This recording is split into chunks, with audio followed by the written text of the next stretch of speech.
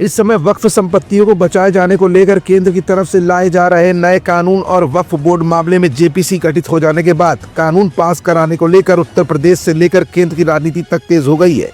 ऐसे में वक्फ मामले में एआईएमआईएम के राष्ट्रीय अध्यक्ष असदुद्दीन ओवैसी और उनके प्रदेश प्रवक्ता असीम वकार क्यों एकदम से हमलावर हो गए हैं।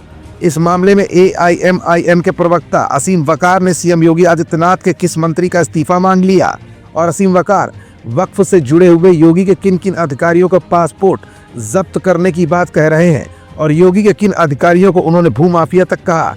असीम वकार की हाँ में हाँ मिलाने लखनऊ पहुंचे असदुद्दीन ओवैसी ने भी केंद्र की मोदी सरकार को क्यों निशाने पर लिया और क्यों मोदी को लिमिट में रहने की बात कही है।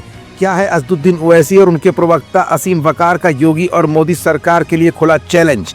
ये कुछ ऐसे सवाल है जिनका जवाब हम अपनी आज की इस रिपोर्ट में आपको दिखाएंगे भी और बताएंगे भी।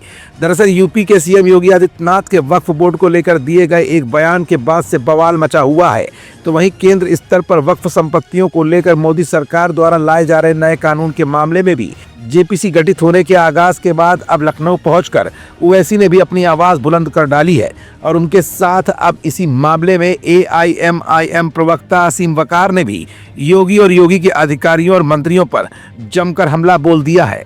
असीम वकार कहते हैं कि वक्फ बोर्ड की जमीन को हड़पने और उस पर कब्जा करने के लिए बोर्ड को बदनाम किया जा रहा है, बोर्ड के खिलाफ साजिश की जा रही है। एआईएमआईएम नेता ने योगी सरकार में मंत्री ओम प्रकाश राजभर से इस्तीफा मांग लिया है। इसके साथ ही असीम वकार ने शिया सुन्नी वक्फ बोर्ड के अधिकारियों का पासपोर्ट जब्त कराकर उनकी जांच कराने की भी मांग उठा डाली है।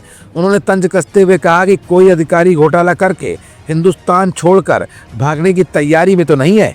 असीम वकार ने कहा कि सीएम योगी ने अपने अधीन आने वाले वक्फ बोर्ड को भूमाफिया बोर्ड तक कह दिया है। अगर वक्फ बोर्ड भूमाफिया है तो उसके अधिकारी भी भूमाफियाई होंगे।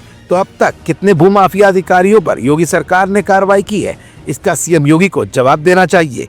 एक तरफ जहां योगी के ऊपर एआईएमआईएम प्रवक्ता ने हमला बोला, तो वहीं दूसरी तरफ एआईएमआईएम के राष्ट्रीय अध्यक्ष असदुद्दीन ओवैसी ने लखनऊ पहुंचकर वक्फ बोर्ड संपत्तियों को नियंत्रण में लाने वाले मोदी सरकार के नए कानून को लेकर गठित की गई ज्वाइंट पार्लियामेंट कमेटी को लेकर गंभीर सवाल उठाए और इसे मोदी सरकार की बड़ी चाल बताया।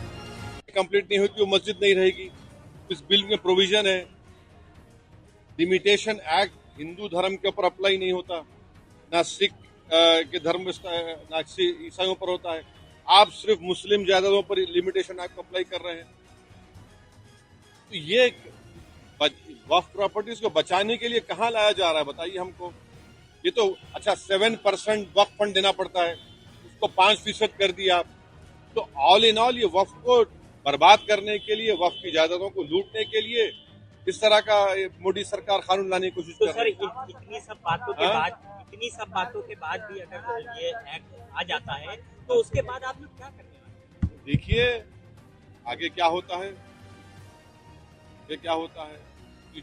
इस समय उत्तर प्रदेश की राजनीति में जब से महाकुंभ के मामले में वक्फ बोर्ड की जमीन पर महाकुंभ होने को लेकर मौलाना का बयान सामने आया, तब से लगातार जहां एक तरफ योगी सरकार हमलावर दिख रही है, तो वहीं वक्फ बोर्ड पर लगाम लगाने और वक्फ की संपत्तियों पर नियंत्रण के लिए केंद्र की मोदी सरकार की कोशिशों के बाद सबसे ज्यादा मुखर होकर एआईएमआईएम सामने आया है। अब ऐसे में लखनऊ पहुंचे असदुद्दीन ओवैसी और उनके प्रदेश प्रवक्ता असीम वकार के बयानों का जवाब अब प्रदेश की योगी सरकार और केंद्र की मोदी सरकार की तरफ से कब और क्या किस रूप में आता है, ये भी बहुत जल्द ही साफ होने वाला है।